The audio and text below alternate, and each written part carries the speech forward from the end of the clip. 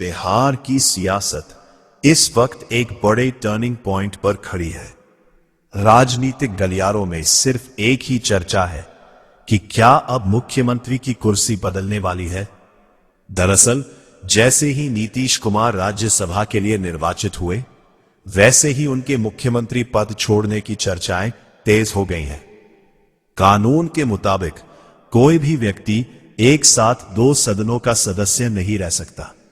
ऐसे में नीतीश कुमार को 14 दिनों के अंदर फैसला लेना होगा कि वे किस सदन में रहेंगे। राजनीतिक सूत्रों के मुताबिक वे अपनी समृद्धि यात्रा खत्म करने के बाद इस्तीफा दे सकते हैं और यह पूरा बदलाव 15 अप्रैल तक देखने को मिल सकता है। अब बड़ा सवाल, अगर नीतीश कुमार हटते हैं तो बिहार का अगला मुख्यमंत्री कौन होगा? यही से कहानी दिलचस्प हो जाती है। पहली बार बिहार में बीजेपी का मुख्यमंत्री बनने की संभावना सबसे मजबूत मानी जा रही है। सालों से बीजेपी इस मौके का इंतजार कर रही थी और अब लगता है कि यह सपना पूरा होने जा रहा है। याद कीजिए, 2020 और 2025 के चुनावों में बीजेपी के पास ज्यादा सीटें थीं, फिर भी मुख्यमंत्री की कुर्सी जेडीयू के पास रही। लेकिन इस बार समीकरण बदल चुका है। मुख्यमंत्री पद की रेस में कई नाम सामने आ रहे हैं, जैसे केंद्रीय मंत्री नित्यानंद राय, बीजेपी नेता दिलीप जायसवाल और डिप्टी सीएम विजय सिन्हा।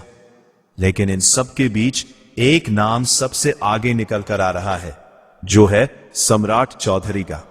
सम्राट चौधरी, जिन्हें बीजेपी लगातार प्रमोट करती रही है। कभी उन्हें प्रदेश अध्यक्ष बनाया गया तो कभी विधानसभा में नेता की भूमिका दी गई। यहां तक कि इस बार उन्हें गृह विभाग भी सौंपा गया, जो आमतौर पर मुख्यमंत्री के पास रहता था। राजनीतिक संकेत साफ है कि बीजेपी उन्हें आगे बढ़ा रही है।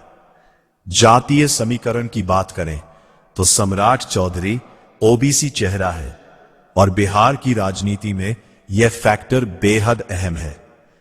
इसके अलावा बताया जा रहा है कि बीजेपी के शीर्ष नेतृत्व, खासकर अमित शाह की भी पसंद सम्राट चौधरी ही है। इतना ही नहीं, खुद नीतीश कुमार भी कई मौकों पर उन्हें आगे बढ़ाते नजर आए हैं और उनकी समृद्धि यात्रा में भी सम्राट हर वक्त उनके साथ दिखे हैं। अब इस बदलाव के पीछे एक और बड़ी रणनीति भी बताई जा रही है।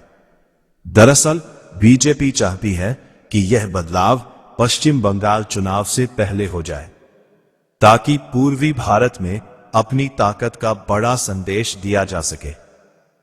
पड़ोसी राज्य पश्चिम बंगाल में होने वाले चुनाव को देखते हुए बीजेपी बिहार में अपनी सरकार को मजबूत और प्रभावी दिखाना चाहती है। इससे पार्टी को बंगाल में भी राजनीतिक फायदा मिल सकता है, खास तौर पर पिछड़े वर्ग के वोटर्स को साधने में। अब सवाल यह है, क्या 15 अप्रैल से पहले बिहार में नई सरकार बन जाएगी और क्या सम्राट चौधरी ही अगला चेहरा होंगे? फिलहाल सारे संकेत उसी तरफ इशारा कर रहे हैं। बिहार की राजनीति में नीतीश युग के बाद क्या अब सम्राट युग की शुरुआत होने जा रही है?